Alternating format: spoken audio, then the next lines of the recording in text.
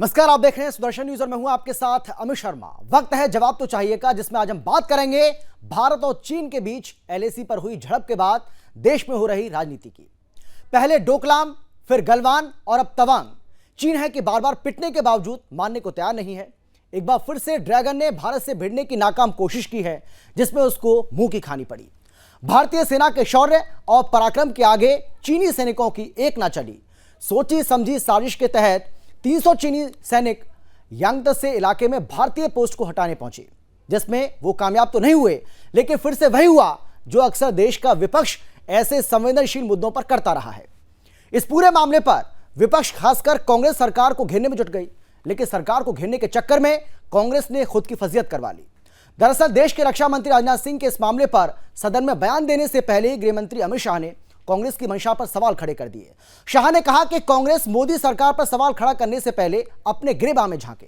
उन्होंने एक एक कर कांग्रेस पर चुन चुन कर वार किए। इस दौरान उन्होंने राजीव गांधी फाउंडेशन का भी जिक्र किया, जिसमें शाह ने बताया कि राजीव गांधी फाउंडेशन को 2005 से लेकर के 2007 के बीच 1 करोड़ 35 लाख का चंदा दिया गया। आपको यहां यह याद दिलाना भी जरूरी है कि यह वही राजीव गांधी फाउंडेशन है जिसे आतंकी जाकिर नाइक ने साल 2011 में 50 लाख रुपए दिए थे। जाकिर नाइक ने यह पैसे सुदर्शन न्यूज को बैन करने के लिए दिए थे। यानी सरकार को घेरने चली कांग्रेस खुद चंदे के फंदे में फंस गई। हालांकि कांग्रेस हो या फिर देश का कोई और विपक्षी पार्टी, उसे यह समझना होगा कि यह 1962 वाला भारत नहीं है। अब इस नए भारत में दुश्मनों पर एयर स्ट्राइक भी होती है, सर्जिकल स्ट्राइक भी होती है। इस नए भारत में ईंट का जवाब पत्थर से और गोली का जवाब गोली से दिया जाता है। यही वजह है कि तवांग मामले के सामने आने के बाद चीन अब शांति की बात कर रहा है। ऐसे में बड़ा सवाल यह है कि क्या सरकार को घेरना कांग्रेस को भारी पड़ गया? क्या चंदे के फंदे ने कांग्रेस की मुश्किलों को और बढ़ा दिया? क्या ऐसे संवेदनशील मामलों पर राजनीति करना ठीक है? क्या ड्रैगन की अकड़ ढीली करने का यह सही समय है? आज चर्चा हम इसी को लेकर करेंगे। एक बड़ा पैनल हमारे साथ मौजूद रहने वाला है, लेकिन पहले एक रिपोर्ट आपको हम दिखाते हैं, जिससे आप आसानी से समझ पाएंगे कि आखिर ये पूरा मामला है क्या। जरा देखिए। मौसम भले ही सर्दियों का चल रहा हो, लेकिन चाहे देश की सीमा हो या संसद, सर्दियों के इस मौसम में भी दोनों देशों का पारा चढ़ा हुआ है। विपक्षी दलों ने अरुणाचल प्रदेश में वास्तविक नियंत्रण रेखा पर भारतीय और चीनी सैनिकों के बीच झड़प को लेकर बीजेपी के नेतृत्व वाली केंद्र सरकार पर अपना हमला तेज कर दिया है। दरअसल ये झड़प 9 दिसंबर को तवांग के करीब हुई।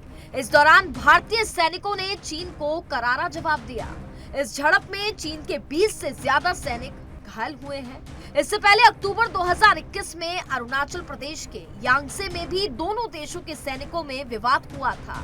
वहीं इस झड़प को लेकर सरकार और विपक्ष के बीच जुबानी हमले तेज हो गए हैं और विपक्ष सरकार पर हमला बोलने का कोई भी मौका नहीं खो रहा है।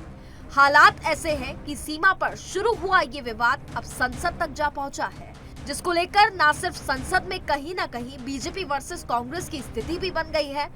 अधीर रंजन चौधरी हो या मनीष तिवारी, कांग्रेस समेत विपक्षी दल का हर नेता बस इस वक्त मोदी सरकार को आड़े हाथ लेने की कोशिश कर रहा है।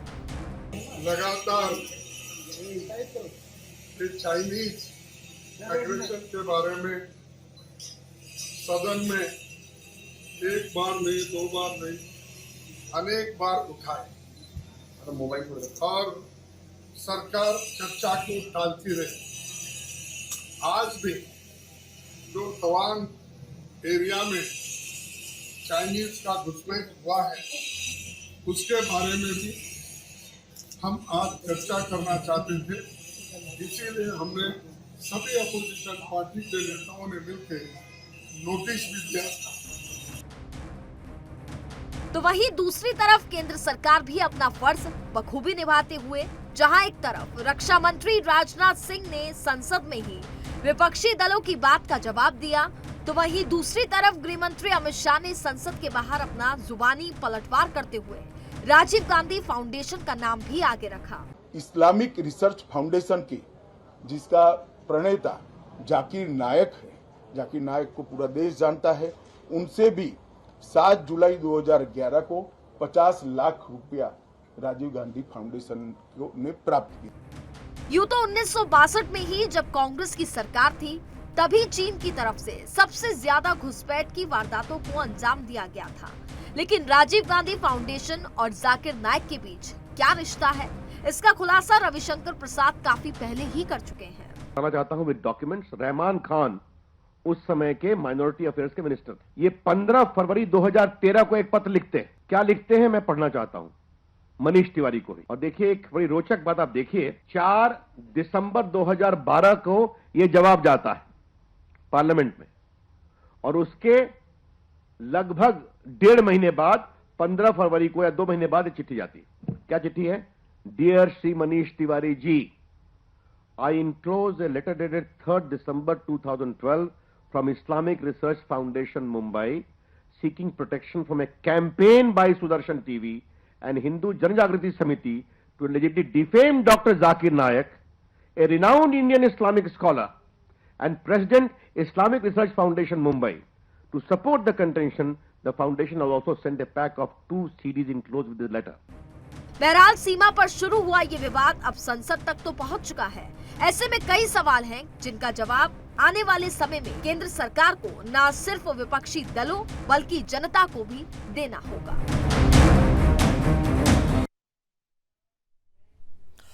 तो बिल्कुल आज यही हमारी चर्चा का विषय है, इसी को लेकर हम चर्चा करेंगे। सवाल जो सबसे बड़ा है वो यही है कि इतने संवेदनशील मामले को लेकर इस तरीके से राजनीति करना, क्या ये ठीक है? क्या विपक्ष को ऐसे समय में सरकार का साथ नहीं देना चाहिए?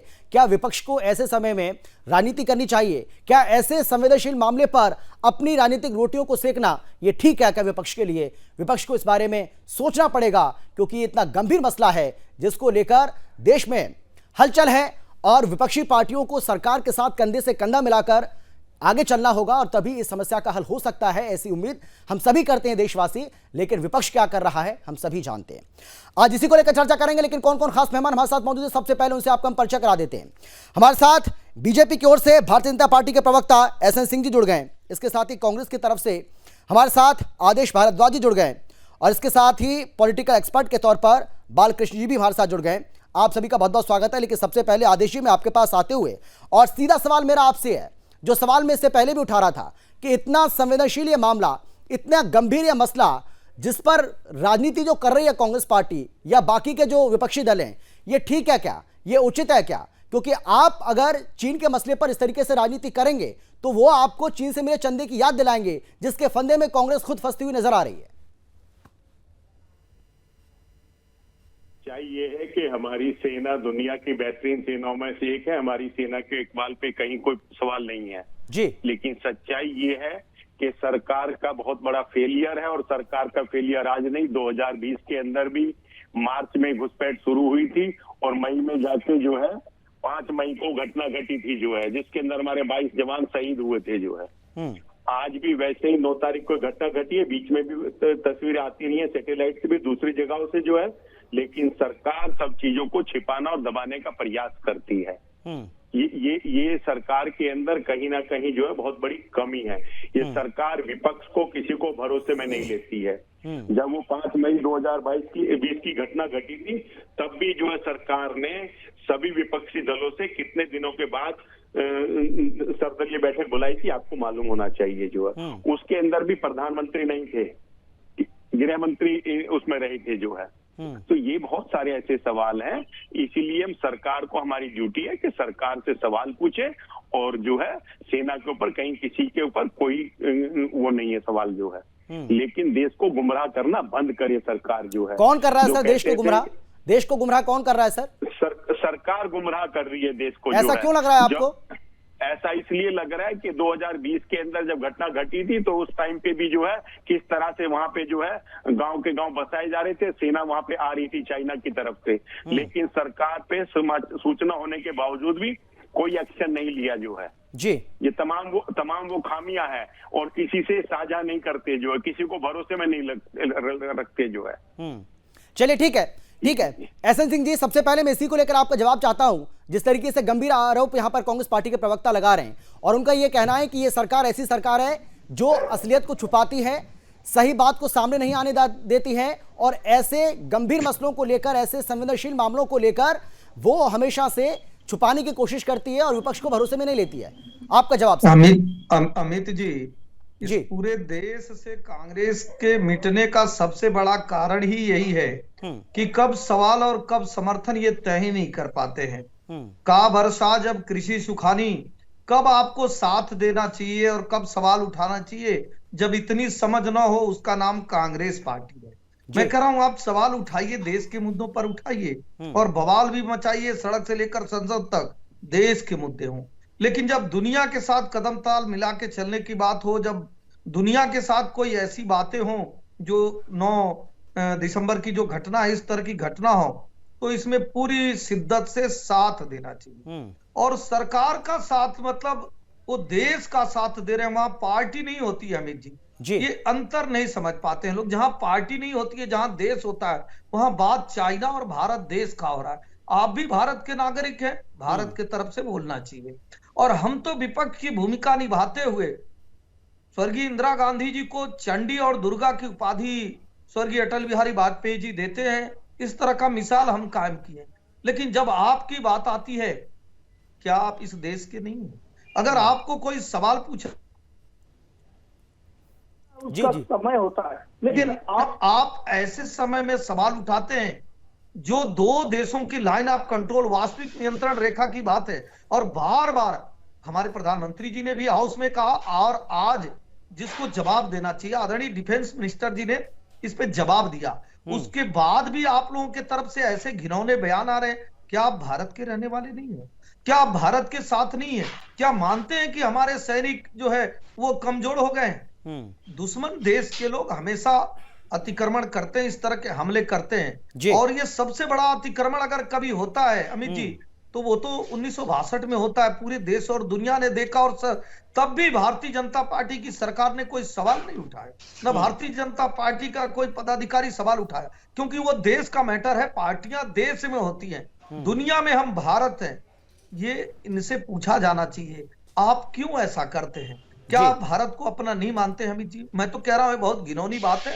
आदरणीय रक्षा मंत्री जी ने इस पे जवाब दिया है। लाइन ऑफ कंट्रोल पे जो लोग भी आगे बढ़े थे उनको पीछे भेज दिया गया है। उसकी जो कमांडर रैंक की बैठक हो चुकी है, और विश्वास दिलाया गया है पूरे देश को कि जब तक आपके ऐसे सैनिक हैं जो देश की रक्षा में अपने प्राणों की आहुति देते हैं, ऐसे राजनीतिक पार्टी नहीं जो चंदा लेकर और सवाल उठाते हैं, तो निश्चित तौर पे हमारी सीमाएं सुरक्षित है अमित जी, हमारा देश सुरक्षित है। ठीक है, ठीक है। बालकृष्ण जी, आप कैसे देख रहे हैं इस पूरे मामले को? इतने गंभीर मसले को लेकर, भाई देश की सुरक्षा, देश की रक्षा से जुड़ा हुआ मसला, और उस पर जो राजनीति हो रही है, इसको आप कैसे देख रहे हैं? और इसके साथ ही मैं ये भी आपसे जी, चलिए बोलिए बोलिए बोलिए बालकृष्ण जी, हालांकि मेरा सवाल अभी पूरा नहीं हुआ। चल बोलिए, आप बोलिए, बोलिए सर, बोलिए। अमित जी, आप कांग्रेस पार्टी से क्या उम्मीद रख सकते हैं? जो पार्टी चाइनीज कम्युनिस्ट पार्टी के साथ MOU, memorandum of understanding sign किया है, सोनिया गांधी और राजीव गांधी के टाइम पे साइन किया है, अभी तक उसका खुलासा नहीं हुआ। उस MOU में क्या लिखा है उसके बारे में कांग्रेस अभी तक उसको छुपा के रखा है। ओके, और दूसरी बात, जो पार्टी सर्जिकल स्ट्राइक का सबूत मांगता है सरकार से, उस पार्टी से आप क्या उम्मीद रख सकते हैं? और जो पार्टी का लीडर ऑफ अपोजिशन आदिर रंजन चौधरी लोकसभा के फ्लोर के ऊपर, उसके पीछे सोनिया गांधी जी बैठी है, वो कहता है कि जम्मू कश्मीर जो है वहां पे पब्लिसाइड होना चाहिए, यूनाइटेड नेशंस के स्पॉन्सरशिप पे वहां पे पब्लिसाइड होना चाहिए। यानी जम्मू कश्मीर भारत का एक अभिन्न हिस्सा है, भाग है। हाँ, उसके ऊपर वो प्रश्न चिन्ह खड़ा किए कांग्रेस पार्टी। तो ऐसे पार्टी से आप क्या उम्मीद रख सकते हैं? ये सबसे बड़ी शर्म की बात है कि जैसे आपने बहुत अच्छा कहा कि जब भी देश का मामला है तभी पार्टी के बाद सब साइड में रख के फिर बाद में सब लोग एक मिलके हमारे दुश्मन का डट से मुकाबला करना बहुत जरूरी है। लेकिन कांग्रेस पार्टी का जो रवैया जो है, एक सबसे बड़ी शर्म की बात है। और दूसरी बात ये भी बहुत ही गौरतलब है कि जब भी पार्लियामेंट सेशन शुरू हुआ, उसके बाद चीन ने वहां पे तवांग में उनका हमला शुरू किया, क्योंकि वो जानते हैं, क्योंकि बाहर से चीन का अटैक होता है और सदन के अंदर से कांग्रेस पार्टी का अटैक होता है। एक कोऑर्डिनेटेड, आप देखें ना, कोऑर्डिनेटेड अटैक होता है चीन और चाइनीज कम्युनिस्ट पार्टी और हमारे कांग्रेस पार्टी के बीच में। तो बहुत बड़ा षड्यंत्र है, सरकार को इसको समझना चाहिए, और जो लोग देश के खिलाफ काम कर रहे हैं उनका पर्दाफाश करना बहुत ही जरूरी है। ठीक है, लेकिन आदेश जी, ये राजीव गांधी फाउंडेशन का जो जिक्र किया है आज अमित शाह ने, और चुन चुन कर जो वार किया है, और आपके जो काम है वो बताए भी उन्होंने, और राजीव गांधी फाउंडेशन के बारे में भी उन्होंने बताया है कि कहां से कितना चंदा उसको मिला। और देखिए भाई, जाकिर नाइक का चंदा भी तो लिया था इस फाउंडेशन ने, 50 लाख रुपए दिए गए थे, 50 लाख रुपए भी दिए गए थे। और वो 50 लाख रुपए जाकिर नाइक ने किसके लिए दिए थे? कि सुदर्शन न्यूज को बैन करो। अमित सुदर्शन न्यूज को बैन करने के लिए पैसे दिए गए थे सर। यानी कहीं ऐसा तो नहीं है कि आप चीन का जिक्र करते करते खुद ही घिरते जा रहे हैं। कांग्रेस पार्टी अक्सर ऐसे मामलों में देखने को मिलता है कि सस्ती राजनीति करती है, ओछी राजनीति करती है, लेकिन खुद ही फंस जाती है, जो कि ऐसे यहां भी देखने को मिल रहा है। अमित जी, मैं आपके इस सवाल का भी जवाब देता हूं। और जो बाला सुब्रमण्यम जी ने कहा जी सर्जिकल स्ट्राइक के बारे में, मैं बड़े जिम्मेवारी के साथ आपको कहना चाहता हूं कि जब सर्जिकल स्ट्राइक हुई थी तब भी हमने सेना के ऊपर किसी तरह का कोई सवाल नहीं उठाया था। हमारी सेना दुनिया की सर्वश्रेष्ठ सेनाओं में से एक है, लेकिन आपने सरकार से सबूत मांगा था, सरकार से सबूत मांगा था। सुब्रमण्यम जी, जब आपका नंबर है तब बोल लेना, जो है आपको पूरा अधिकार है, लेकिन जब मैं बोल रहा हूं तो मुझे मेरे वक्त पे बोलने का मौका। बोलिए सर, बोलिए। सुब्रमण्यम जी ने सर्जिकल स्ट्राइक पे बात की। मैंने कहा कि सेना के पराक्रम पे किसी को कोई संदेह नहीं है, हमने दुनिया की सबसे बेहतरीन सेना बनाई, ये हम सबको श्रेय जाता है। नहीं, लेकिन आपके नेताओं के अगर ऐसे बयान आएंगे तो सेना का मनोबल तो कम होगा ना सर। भाई आखिरकार लड़ना तो सेना को ही है, सेना का मनोबल कम आखिरकार लड़ना तो सेना को ही है। सरकार और विपक्ष का काम है उनको मजबूती प्रदान करना, उनकी हौसला अफजाई करना, उनके हौसले को बढ़ाना। लेकिन क्या कांग्रेस पार्टी ये कर रही है? अमित जी, यही तो सवाल है मेरा आपसे। हमारी सेना का मनोबल कम होने वाला नहीं है। हमारी सेना दुनिया में से एक बेहतरीन सेना है, लेकिन सेना नहीं, देश के अंदर जो सवाल खड़े करते हैं वो भारतीय जनता पार्टी के लोग खड़े करते हैं। मैं आपको बड़ी जिम्मेवारी के साथ कहना चाहता हूं कि उस वक्त 3 व्यक्ति बड़े जिम्मेवार पदों पे थे। नंबर 1 राजनाथ सिंह जी, जिनका बयान अगर आप निकाल के देखेंगे तो उन्होंने कहा कि 350 से 400 लोगों की मृत्यु हुई। दूसरे एक शख्स थे अमित शाह जी, उन्होंने कहा 500 से ज्यादा लोगों की वहां पे मृत्यु हुई। और छठे शख्स थे उत्तर प्रदेश के मुख्यमंत्री, जिन्होंने तेलंगाना में जाके कहा कि 650 से ज्यादा लोग मरे हैं। जब सरकार के जिम्मेवारी के पदों पे बैठे हुए लोग 3-3, 4-4 तरह के बयान देंगे और सिर्फ झूठी प्रशंसा करना चाहेंगे, तो इसलिए उसके बाद एयर चीफ मार्शल साहब आए और एयर चीफ मार्शल साहब ने कहा कि हमारा जो टारगेट था वो हमने अचीव किया, ये उन्होंने कहा। आ रहा हूं सर, आ रहा हूं मैं आपके पास, आ रहा हूं। उनको वो जैसे अपनी बात पूरी करेंगे उसके बाद आ रहा हूं मैं। ऐसे साहब आ रहा हूं, जी की बात का जवाब दिया है कि 3 सरकार के जिम्मेवार लोग, जिनके 3 तरह के अलग अलग बयान, और उसके बाद जब एयर चीफ मार्शल साहब ने अपना वो स्टेटमेंट दिया, इन सब के बाद तब जो है उन्होंने कहा कि जो हमारा टारगेट था हमने वो अचीव किया। ये होता है, ये झूठ और फरेब की राजनीति करते हैं, इसलिए देश में संशय पैदा करते हैं, ये मैं आपको बताना चाहता हूं। और इसीलिए मैंने आपको कहा कि 5 मई की घटना थी, सर्वदलीय बैठक प्रधानमंत्री जी ने कब कॉल की और उसमें वो थे नहीं, जो है। तो ये विश्वास का भाव है, जो है। प्रधानमंत्री जी का वक्तव्य क्या था? ना कोई यहाँ पे घुसा है, ना कोई यहाँ पे है, ना कोई यहाँ से गया है, और 2 साल तक वार्ता चलती रही है, और उसका भी परिणाम आज तक नहीं, जो है, कि क्या हुआ पार्लियामेंट को आज तक वो भी नहीं बताते, जो है। तो ये जो पार्लियामेंट है वो सच बोलने की जगह है। मैं बड़े अदब के साथ कहना चाहता हूं कि इसी पार्लियामेंट के अंदर सरकार ने जवाब दिया कि एक सवाल पूछा गया कि ऑक्सीजन से कितने लोगों की कोरोना में मृत्यु हुई। इस पार्लियामेंट के अंदर ठीक है सर, बोला गया एक भी हम डिबेट को डिटेल नहीं होने देंगे, मृत्यु नहीं हुई, डिबेट को डिटेल नहीं होने देना है, मुद्दे पर बात करते हैं। की बात बता रहा हूं, ठीक है। नहीं, अब कहां कोरोना पर आप पहुंच गए सर? अरे कोरोना के ऊपर पता नहीं कितने शौकीन है सर। हमने सरकार का भाव बता रहा हूं, सुनिए अमित आप सोचिए, ठीक है अमित जी, छोड़ दीजिए, डिबेट को डिटेल मत करिए, आप ट्रैक से भटक गए सर। नहीं, अमित जी सुनिए, आप ट्रैक से अलग जा रहे हैं सर। अमित जी नहीं, आप बेपरवाह नहीं हो रहे सर, मैं आ रहा हूं आपके अरे पास। भाई अमित जी इनको तकलीफ देने वाले कुछ ऐसे साहब जवाब दीजिए।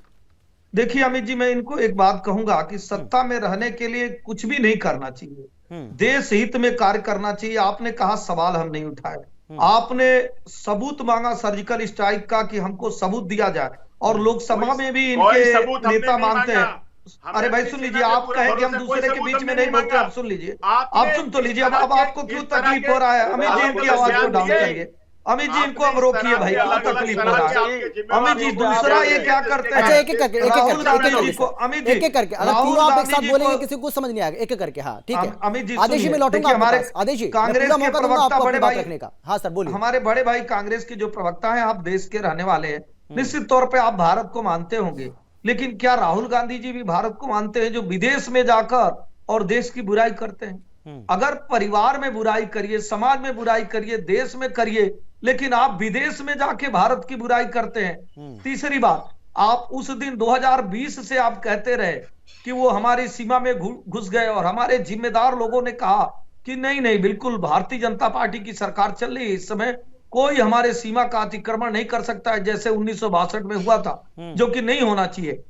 और आज भी हम उस पे कायम है, कोई हमारी सीमा में नहीं घुसा है। आपने कहा वीर जवानों का, तो अमित जी आपने अच्छा जवाब दिया कि भाई आप सवाल उठाएंगे तो क्या सेना के जवानों का मनोबल नहीं डाउन होगा? और ये अभी नहीं उठाते हैं। 26/11 की जब घटना होती है तो उसी दिन मुंबई में जब हमला होता है तो कहते हैं कि ये तो करकरे जी को निपटाने के लिए इस तरह की चीजें किया गया, क्योंकि करकरे जी हिंदुओं की जांच कर रहे थे, हिंदू आतंकवादी है। मतलब क्या क्या सोच लेते। मैं वही कह रहा हूं, सत्ता पाने के लिए आपने देश का बंटवारा करा दिया। भारत देश तो बहुत बड़ा था, लेकिन प्रधानमंत्री हम रहे, इस नाते देश को बांट दिए। 8 लोगों नहीं, लेकिन ऐसे साहब देखिए, कांग्रेस ने जो किया, कांग्रेस ने जो पाप किया उसकी सजा वो भुगत रही है, वो सत्ता से बाहर है सर, और पिछले 8 साल से आप सरकार चला रहे हैं। लेकिन सवाल ये है सर कि ये जो ड्रैगन है, ये चीन जो है, इसको ये बार बार जो हिमाकत कर रहा है सर, इसका कुछ ना कुछ इलाज तो करना पड़ेगा। मैं आदेश जी आ रहा हूँ आपके पास, आदेश जी मैं आ रहा हूँ, आदेश जी मैं आऊंगा आपके पास। मैंने वादा किया है आपसे, आपको पूरा मौका मिलेगा। क्या हुआ देखिए अमित जी, अरे आदेश जी, आदेश जी मैं उनसे सवाल कर रहा हूँ। सुन लीजिए आदरणीय आदेश जी, बड़े भाई आदेश जी सुन लीजिए, आदेश जी सुन लीजिए। अरे भाई आदेश जी सुन लीजिए, मैं नहीं कहूँगा, मैं सिखों की बात नहीं कर रहा हूँ, सुन लीजिए अमित जी, सुन लीजिए। आदेश जी मैं आ रहा हूँ आपके पास, अरे आदेश जी मैं आ रहा हूँ। ये कांग्रेस का है वजूद है, हमने इस देश के लिए आदेश जी, आदेश जी, अरे जिस तवांग की आप बात कर रहे हैं सर, जिस तवांग की आप बात कर रहे हैं, 1975 में भी यहाँ पे ऐसी झड़प हुई थी सर। सर 1975 में भी है इसी तवांग में इसी तरीके से आप तो कह रहे झड़प हुई थी सर, बीच में और उसमें हमारे 4 जवान, बीच में बोलते 4 जवान इसी तरीके से शहीद हुए थे सर, जब आप ही की सरकार थी सर। और ये मामला तवांग का जो विवाद है सर, ये आपसे नहीं है। आदेश जी सुनिए आप, अब आदेश जी मेरी बात सुनिए आप, आदेश जी ये तवांग का जो विवाद है ये आपसे नहीं चल रहा है सर, ये साल 2006 से चल रहा है, और 2006 में मोदी सरकार नहीं थी, 2006 में आपकी सरकार थी, 1975 में किसकी सरकार थी आप बताएं सर। ये मुद्दा आपका नहीं है, ये तवांग का विवाद अब से नहीं चल रहा है सर। ठीक है, ठीक है आदेश जी, आदेश जी ठीक है, मैं आता हूँ। ऐसे साहब, ऐसे साहब सवाल ये है आपसे कि ड्रैगन की इतनी हिम्मत बार बार हो कैसे रही है, वो इतनी हिमाकत कर कैसे रहा है? भाई साल 2017 में डोकलाम होता है, 2020 में गलवान होता है, और 2020 में तवांग होता है। बार बार अगर ड्रैगन इस तरीके से हिमाकत कर रहा है, देश में एक मजबूत सरकार होने के बावजूद भी अगर ये सब हो रहा है, तो ये तो ठीक नहीं है, इसका मैसेज तो ठीक नहीं जा रहा है। देखिए अमित जी, अभी हमारे राजनीतिक विश्लेषक ने बड़ी अच्छी बात कही कि एक तरफ सीमा पे हमला होता है, दूसरी तरफ पार्लियामेंट में हमला होता है। मतलब एक 60 गांठ वाली जो चीज, अगर सीमा पे हमला हो रहा है तो हम सबको मिलकर एक साथ एक स्वर में बोलना चाहिए, लेकिन बार बार अपने सैनिकों पर सवाल उठाना, बार बार अपने देश पर सवाल उठाना, बाहर जाकर बवाल मचाना, मुझे लगता है कि वहां के लोगों को पता है कि ऐसे समय में, अरे भाई सुन लीजिए, ऐसे समय में अगर हम ऐसी घटनाओं को अंजाम देंगे तो भारतीय जनता पार्टी की सरकार, देश कमजोर होगा, और उस कमजोर में कड़ी कौन बनेगा? कांग्रेस के लोग बनेंगे, जिसको विदेशी ताकतों ने अपने फायदे नफे नुकसान के लिए जिस पार्टी का गठन किया। मुझे लगता है इन लोगों को ऐसा कार्य नहीं करना चाहिए। मैं तो कह रहा हूं कि आदरणीय अटल बिहारी वाजपेयी जी दुर्गा और चंडी का उपाधि किसको दिए? विपक्ष को दिए, स्वर्गीय इंदिरा गांधी जी को दिए। आपको स्वीकारना चाहिए और मानना चाहिए कि आज मोदी जी देश के प्रधानमंत्री और कहते हैं कि मैं दुनिया के सामने सर झुकाकर बात नहीं करता हूं अमित जी, मैं आंख में आंख मिलाकर बात करता हूं। और मैं ऐसा भी नहीं कि हम किसी का अतिक्रमण चाहते हैं और अतिक्रमण करते हैं, लेकिन अगर कोई हमारे ऊपर भी अतिक्रमण करेगा तो मुंह तोड़ जवाब देंगे। उसमें मैं कह रहा हूं कांग्रेस के लोगों को अमित जी साथ देना चाहिए। गाली आप रोज देते रहिए, आप तो हमेशा गाली देते हैं। आप देश के संसाधनों पे अधिकार बताएंगे, आप एक धर्म को कुछ करेंगे, दूसरे के लिए मतलब देश को बांटने के लिए क्या क्या आप नहीं किए। अच्छा, मैं आ रहा हूँ आप दोनों के पास में। एक है बालकृष्ण जी कुछ कहना चाह रहे हैं, बालकृष्ण जी कुछ कहना चाह रहे हैं बहुत देर से, मैं आप दोनों के पास लौटूंगा। अरे मैं आप दोनों के पास आ रहा हूँ, बोलिए बोलिए सर, बोलिए आप, बालकृष्ण जी आप बोलिए। कह रहे हैं कि गाली देते हैं, कोई गाली नहीं। ठीक है आदेश जी, आ रहा हूँ, अब सुन लीजिए ना उनको, झूठ बोल के कहीं ना सर सुन लीजिए ना, अरे वो किसी पॉलिटिकल पार्टी से नहीं है सर, वो तो पॉलिटिकल एक्सपर्ट है सबके होते हैं आदेश जी। ठीक है आ रहा हूं, मैं आप दोनों के पास लौटूंगा सर। बालकृष्ण जी आप बोलिए, बालकृष्ण जी आप बोलिए। हमारा हक है कि हमसे सवाल पूछते हैं आपने अभी सवाल किया अमित जी, आपने अभी सवाल किया कि बार बार चीन हमारे सरहद में क्यों हमला कर रहा है जी। इसका जवाब जो है बहुत सिंपल है, क्योंकि चीन का अंदरूनी स्थिति इतना गंभीर है और जिनपिंग जो है उनका जो प्रेसिडेंट जो है उनके खिलाफ वहां पे बहुत बड़ा आंदोलन छेड़ा लोगों ने। जो जवान है, लेडीज है, जेंट्स है, हांगकांग में जाइए, उसके बाहर जितने भी जियांग प्रोविंस जिधर भी आप जाइए वहां पे ये कोरोना का उसके ऊपर वो लोग ने काबू अभी तक नहीं पाया है। लाखों लोगों को अपने घर में जबरदस्ती वो लोग बिठा रहे हैं लोग, और अगर कोई लोग प्रोटेस्ट करते हैं तो गोली से मार देते हैं। सिचुएशन बहुत ही खराब है।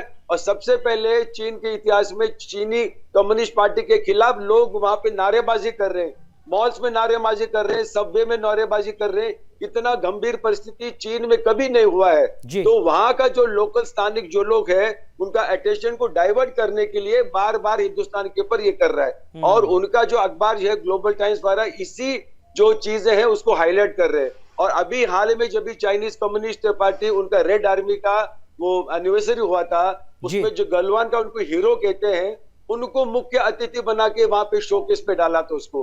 तो चीन का मंशा जो है आप देखिए कि भारत को इस्तेमाल कर रहे हैं अपना जो अंदरूनी जो प्रॉब्लम जो है उससे लोगों का जान हटाने के लिए कर रहा है। और दूसरी बात यह है कि आप पूछते हैं कि कांग्रेस पार्टी क्यों ऐसे कहते हैं। अरे भाई साहब, जो कांग्रेस पार्टी का नेता राहुल गांधी कहता है कि India is not a nation, जो 5000 जो पुरानी जो उसका जो ट्रेडिशन जो है, और हमारे ऋग्वेद में हर वेद में भारत खंड भरतवर्ष बोल रहे हैं, ये बंदा बोल रहा है कि India is not a nation, it is union of states. यानी इतना एक इररेस्पॉन्सिबल एंटी नेशनल स्टेटमेंट दे रहे हैं। कभी कभी मुझे लगता है कि ये इंडियन नेशनल कांग्रेस है, इंडियन एंटी नेशनल कांग्रेस है। इतने बेबुनियाद बेजवाबदार ये लोग स्टेटमेंट देते हैं। तो मुझे बिल्कुल ताज्जुब नहीं होता है कि जब भी चीन हमारे ऊपर अटैक कर रहे हैं, गलवान में हो, डोकलम में हो या तवांग में हो जी।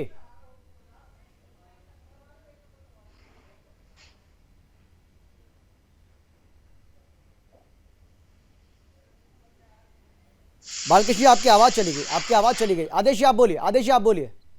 हाँ आदेश जी बोलिए आप। अमित जी, राहुल गांधी जी ने ऐसा कुछ नहीं बोला जैसा बाल सुब्रमण्यम जी बोले, लेकिन सुब्रमण्यम जी ने कहा लेकिन जब डोकलाम विवाद हुआ था सर, जब डोकलाम विवाद हुआ था, नहीं ये तो आप मानेंगे, चलिए उनकी बात पर आप भरोसा मत करिए, लेकिन जब डोकलाम विवाद हुआ था तब वो चीनी राजदूत से मुलाकात कर रहे थे और उस बात को छुपाया भी गया था। ये तो सच है, ये तो गलत नहीं है। किसी से कुछ नहीं छुपाया गया, झूठ परोसा जाता है और इस झूठ से ही लोगों को तकलीफ है। झूठ कांग्रेस पार्टी ने परोसा था ना, राहुल गांधी की मुलाकात को छुपाया गया। झूठ कैसे आता है? नहीं, राहुल गांधी की मुलाकात को छुपाया गया। और जब वो चीन की तरफ से बाला सुब्रमण्यम जी ने कुछ कहा नहीं, वो जब चीनी एम्बेसी की तरफ से उसकी साइट पर डाल दिया जाता है, जब उस बात का खुलासा हो जाता है, जब उस बात का पर्दाफाश हो जाता है, तो उसके बाद कांग्रेस पार्टी फिर भी मामले को दबाने की कोशिश करती है, बाद में खोलना पड़ता है आपको। फिर राहुल गांधी खुद स्वीकार कर लेते हैं कि हाँ मैंने मुलाकात की थी।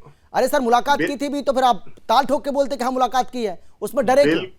बिल्कुल छिपाने की जरूरत नहीं है, छिपाती सरकार है। मैं अभी सुब्रमण्यम साहब ने कहा कि राजीव गांधी जी के समय में एक एमओयू हुआ, उसका अभी तक पता नहीं है कि उसमें क्या था। ये एमओयू सरकार के बीच में होते हैं। उस एमओयू का ये फायदा हुआ कि 50 साल तक वहां पे कोई सरकार के बीच में नहीं था एमओयू, ये कांग्रेस पार्टी और चीनी कम्युनिस्ट पार्टी के बीच में एमओयू था। इस सरकार का कोई ताल्लुक नहीं, सुब्रमण्यम जी कोई ताल्लुक नहीं। आप झूठ बोल रहे हैं, आप सरासर झूठ बोल रहे हैं। ये दो वो पब्लिक डोमेन में पार्टी है के कि बीच में करार था, ये दो पार्टियों के बीच में करार राजीव था। गांधी जी ने क्या किया था और 50 साल तक उसके कारण वहां पे एक गोली नहीं चली जो है। विदाउट हैवी एम्युनिशन के हमारे लोग पेट्रोलिंग करते थे, वो भी पेट्रोलिंग करते थे। आदेश जी, भैया, आदेश जी, एम्युनिशन का सवाल आप नहीं है, कांग्रेस की लेकिन चिंता करार करिए, MOU साइन आदेश करा था जी, दो आप पार्टी के कांग्रेस बीच की में। चिंता करिए, आपकी इसका गलत सरकार को नीतियों कहाँ के घसीटते कारण हैं? कांग्रेस मुक्त भारत हो गया है।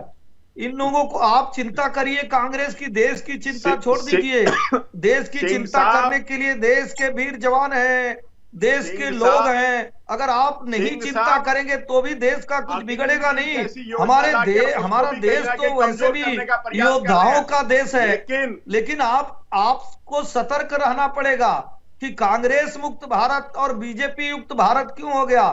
इसी नाते कि आप अच्छा, देश बोलने की दीजिए उनको, चिंता ऐसे नहीं साहब बोलने करते, दीजिए, अपनी बोलने चिंता दीजिए करते उनको। हैं। वो बोलना चाह रहे हैं कुछ, उसके बाद मैं आता हूं आपके पास। ठीक है, आदेश जी बोलिए। अमित जी, हाँ। इस सरकार का फेलियर है। हमारे हर पड़ोसी राज्य के साथ हमारे संबंध खराब हुए हैं। नेपाल जैसे देश से भी हमारे संबंध खराब हो गए हैं, बांग्लादेश से भी उतने अच्छे नहीं हैं। पहले सिर्फ पाकिस्तान से हमारे संबंध खराब होते थे, आज हर पड़ोसी राज्य से हमारे संबंध खराब हो रहे हैं। इस सरकार की गलत नीतियों का परिणाम है। जो ये सेना की बात कर रहे हैं, हमारी सेना दुनिया की बेहतरीन सेनाओं में से एक सेना है और इसका श्रेय हमारे सब लोगों को जाता है। और हमें अरे उसके भाई, ऊपर गर्व है। 1962 में बीजेपी की गर्व सरकार है। थी, 1962 में बीजेपी की सरकार थी, 1965 में बीजेपी की सरकार थी। आप कैसी कैसी बात करते हैं आदेश भारद्वाज जी? आपको किसी बात की जानकारी नहीं है। आप ये मानने के लिए तैयार नहीं है कि आप लोग संस्थाओं पर सवाल उठाते हैं। आप लोग ये स्वीकारिए कि संस्थाओं पर सवाल मत उठाइए। आपको सवाल उठाना है तो कांग्रेस पर सवाल उठाइए। भाई आपकी एक बात बताना चाहता आप हूँ, देश को क्यों हाँ, बदनाम बोलिए कर सर, रहे हैं? बोलिए। आप अच्छा, ठीक है, बांग्लादेश ठीक से है। तुलना आदेश जी करेंगे और भारत एसएल जी, मैं आ रहा हूँ आपके पास। ठीक है, पाकिस्तान से तुलना बालकृष्ण जी को बोल दीजिए, बालकृष्ण जी कुछ कहना चाह रहे हैं। हाँ, हम बालकृष्ण जी तुलना बोलिए। नहीं करते, आप बात बात पे तुलना करते हैं। अच्छा, अरे बोलिए। आप तुलना करते अमित हैं। जी, आप हाँ, सर, बोलिए, आप बांग्लादेश को देख लीजिए, बात बताना चाहता अब हूँ। श्रीलंका हाँ, की बोलिए। अर्थव्यवस्था देख लीजिए, भारत की अर्थव्यवस्था देख लीजिए। अच्छा, ठीक है, ठीक है। बांग्लादेश की अर्थव्यवस्था देख आदेश लीजिए, जी, भारत की एसएल अर्थव्यवस्था साहब, देख मैं आ रहा हूँ लीजिए। आपके आप पास। कैसी मैं कैसी लौटूंगा, तुलना लौटूंगा। करते हैं? मतलब आप लोग बदलिए, कभी राष्ट्रपति ठीक को है, गाली सर। देंगे, अमित जी, कभी प्रधानमंत्री को गाली बालकृष्ण जी, देंगे, आप कभी बोलिए। देश बहुत ही के अहम लोगों बात को गाली बताना चाहता हूं देंगे, मैं। कभी सैनिकों को गाली देंगे। क्या तौर तरीका है आप लोगों का? यही आप देश को भाई गुमराह जनता करते देख हैं। रही है, इन विदेशी यही आप देश ताकतों को को गुमराह जनता करते देख हैं। रही है। अब इतना सबक अरे जनता ये भी देख रही है कि मैं आप दोनों को रोक रहा हूँ, लेकिन आप रुक नहीं रहे हैं। जनता ये भी देख रही है। एक मिनट सर, एक मिनट सर। आदेश जी, मैं आ रहा हूँ, एसएल साहब, मैं आ रहा हूँ, आ रहा हूँ। हाँ, अमित जी, गलत बातों को तो बोलिए, रोकना आप पड़ेगा ना। अमेरिका, इंग्लैंड, यूरोप से होता था। बिल्कुल। वो हमारे आइकॉन उस अरे भारत की अमित जी, बात मैं करिए, आप एक कहाँ यूरोप में बहुत ही चले गए? इंपॉर्टेंट बात कहना अच्छा, चाहता बोलिए सर, हूँ। बोलिए, इसलिए बोलिए, क्योंकि आप बोलिए। श्रीलंका हाँ, आदेश जी, आ रहा हूँ, आदेश जी, आ रहा हूँ मैं। आदेश जी, कुछ पाकिस्तान बात के लिए भी छोड़ दीजिए मुकाबला सर, कर। सारी बात अभी बोल देंगे आप। हाँ, बोलिए, बोलिए। अमित जी, इन्हीं के पार्टी के, कांग्रेस पार्टी के बहुत ही वरिष्ठ नेता मिस्टर मणिशंकर अय्यर जी, जो राजीव गांधी के प्राइमरी एडवाइजर थे और अभी राहुल गांधी के एकदम खास निकटतम दोस्तों में एक है, उसी व्यक्ति ने पाकिस्तान में जाके वहां से खुलेआम पाकिस्तान की हुकूमत को अपील किया, आप हमको मदद करिए, ये मोदी का सरकार जो है उसको हटाने में आप मुझे मदद करिए। इतना बड़ा देशद्रोह का काम अगर कोई किया है तो वो मणिशंकर अय्यर ने किया है। लेकिन आज के तारीख तक कांग्रेस पार्टी ने उनको उनके पार्टी से बर्खास्त नहीं किया। इसका वजह क्या है? क्या इतना बड़ा नेता है कि मणिशंकर अय्यर उनको बहुत सारे लाखों वोट्स लेके आते हैं, वो खुद अपने एरिया में चुन के नहीं आ सकते म्युनिसिपल चुनाव में, इसी वक्त पाकिस्तान में जाके वहां पे भीख मांग के अपील करते हैं, हमको मदद करिए, हमको मोदी सरकार को हटाने में। इससे ज्यादा लज्जास्पद चीज कहीं हो सकता है क्या? कांग्रेस पार्टी को शर्म आना चाहिए कि ऐसे लोग उनको साथ दे रहे, उनके साथ में वो लोग काम कर रहे हैं। कैसे बात करते हैं? कहां देश? आदेश जी, जवाब दीजिए, आदेश जी, जवाब दीजिए, बोल रहे हैं सर वो। सुब्रमण्यम जी, अभी 3 राज्यों में चुनाव हुए हैं। 8 तारीख को एक का नतीजा 7 को आया, 2 के नतीजे 8 अरे भाई, तारीख को सवाल आए। किस चीज पे पूछा जा रहा है? चुनाव पे चले गए। राज्य में अमित चुनाव जी को चुप कराइए भाई, क्या तौर तरीका है? आर्ग्यूमेंट किस चीज पे हो रहा है? आप जवाब उस पे दीजिए ना। मुद्दे पर आइए ना। नहीं, बिल्कुल सही बात है, बिल्कुल सही बात है। आदेश आप बताइए, आदेश जी, आप बार बार मुद्दे से भटक जाते हैं। चुनाव पे तो 5 चलिए, घंटे ठीक है, चर्चा हो ठीक है, रही बोल रहे हैं, है। मुद्दे पर बोलिए। क्या तरीका है? आदेश जी, मुद्दे पर बोलिए, मुद्दे पर बोलिए, क्योंकि समय बहुत ज्यादा बचा नहीं है, इसीलिए मैं चाहता हूँ सबको मौका मिले। बोलिए सर, मुद्दे पर, मुद्दे पर। अरे अमित जी, डिबेट हो रहा है, ऐसा तो नहीं है कि एक तरफा ये इंटरव्यू दे रहे हैं। जवाब नहीं, नहीं है इनके पास। जो बालकृष्ण अमित जी जी इनके पास जवाब बिल्कुल जो है ही बालकृष्ण नहीं। जी ने क्या जवाब देंगे? ये सवाल खड़ा किया किस मुंह से जवाब देंगे? आदेश जी किस मुंह से जवाब देंगे? हाँ, ठीक है, जवाब दे रहे हैं, बोलिए बोलिए सर। गुमराह कर रहे हैं। तीनों राज्यों में बीजेपी की सरकार थी, दो अरे राज्यों सर, में हारे, एक अरे राज्य में भाई, जीते। सर ये अपनी सरकार आप है, अपने 5 साल अरे सर चुनाव की बात बड़ा गुजरात सवाल है। गुजरात की अपनी हालत देखी आपने, कोई तालमेल गुजरात नहीं की है। अपनी हालत देखी सर क्या बात आपने, कर रहे हैं आप? गुजरात में क्या हालत हुई सर कैसे आपकी, बात कर रहे हैं? एमसीडी चुनाव में क्या हालत हुई आपकी अमित सर, जी, वो देखिए, अमित जी, उसको मैं याद इसीलिए करिए कह सर। रहा हूँ, अमित जी, मैं हिमाचल में इसीलिए लाज कह बचानी रहा बड़ी हूँ, मुश्किल कब से लाज बची सवाल है सर। उठाना है। ठीक है, अमित जी, मुद्दे पर अमित जी, मैं आते हैं इसीलिए सर, कह मुद्दे रहा पर हूँ। आते हैं, हाँ मुद्दे पर। अमित आप जी, देश कब को सवाल गुमराह उठाना कर रहे है हैं। और कब मैं साथ वही देना, कह- यही ये तो नहीं जान पाकिस्तान ने पाते हैं आके लोग, नहीं यही तो मैं हराया, बता रहा था। हिंदुस्तान के लोगों ने हराया। लेकिन आप जैसे लोग आज भी ये कह रहे हैं कि मोदी लहर है। 3 राज्यों में चुनाव है, तीनों में अरे इनकी भाई, अरे सरकार सर कहाँ है। मोदी से लहर हार की बात गए? ही नहीं छोटी कर रहे चर्चा सर, में हाँ, हार आदेश जी गए। आदेश आप जी देश समय की खराब हो रहा बात है करिए। सर, आप बात आदेश जी कर आप रहे समय हैं। खराब कर रहे हैं, आप गलत बात है करना ये, बंद कर मुद्दे पर दें। बात कोई करिए ना सर, संबंध नहीं है। ये कुछ मुद्दे भी पर बोल बात रहे करिए, हैं। मुद्दे पर बात करिए सर, मुद्दे पर पाकिस्तान ने बात नहीं करिए। हराया। ये कहाँ हिंदुस्तान गुमराह के किया लोगों ने भैया? हराया दो उसका जगह। वीडियो है, उसका वीडियो आप देखिए, मणिशंकर अय्यर जी का वीडियो है, आप उसको सुनिए। अच्छा शर्म नहीं, की लेकिन बात ऐसे है। साहब ऐसे साहब 2 दिन पहले कांग्रेस की पार्टी घटना का ये आपको आरोप याद लगाना नहीं है? या बाकी दलों की 2 ओर दिन से पहले जो की विपक्षी घटना हैं भूल दो जाते तीन दिन हैं। पहले उनकी की ओर से बात आरोप सुनिए। लगाया जाना आप कि भाई 9 मणिशंकर दिसंबर अय्यर की से पूछिए, 9 उसने दिसंबर को जवाब ये दिया घटना कि घटी है अभी तक और उसका 12 दिसंबर को हमें इस बात की जानकारी मिलती है पार्टी ने उसका या 13 खंडन नहीं किया दिसंबर, अभी तक। क्योंकि सदन के अंदर तो आज इस बात की औपचारिक तौर पर जानकारी दी गई है रक्षा मंत्री की ओर से। अमित जी, जब 2 देशों की कोई बात होती है और रक्षा से संबंधित बात होती है और कोई ऐसी संवेदनशील बात होती है तो उस पे शोर मचा के चर्चा नहीं होती है। बहुत सारे डिप्लोमेटिक ऐसी चीजें होती हैं जो आउट होने पे सुरक्षा के कारणों से बहुत सारी चीजों को बचाया जाता है। और इन्होंने एक और आरोप लगाया कि हमारे प्रधानमंत्री जी ने कुछ कहा, गृह मंत्री जी ने कुछ कहा, आदरणीय मुख्यमंत्री जी ने कुछ कहा। तो मैं कह रहा हूं, जो कुछ भी कहे होंगे, संख्या जो कुछ भी कहे होंगे, वो सब लोग देश के पक्ष में बोले होंगे अमित जी। लेकिन एक पार्टी ऐसी है जो हमेशा देश के विपक्ष में बोलती है।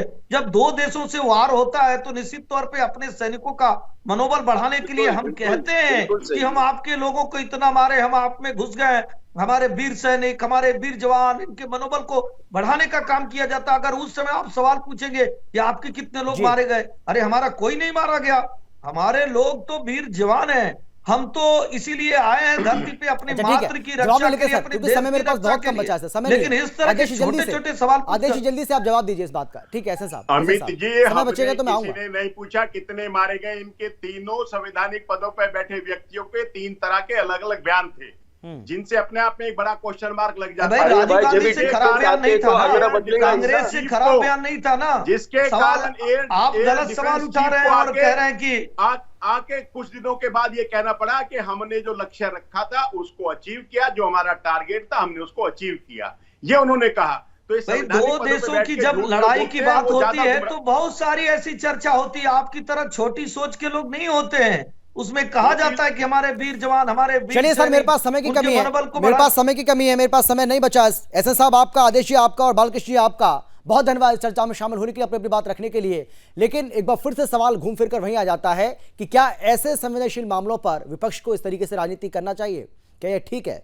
इस पर विचार करना चाहिए, क्योंकि जनता सब देख रही है और बार बार ये कहा जाता है, हर बार ये कहा जाता है कि जनता सब जानती भी है।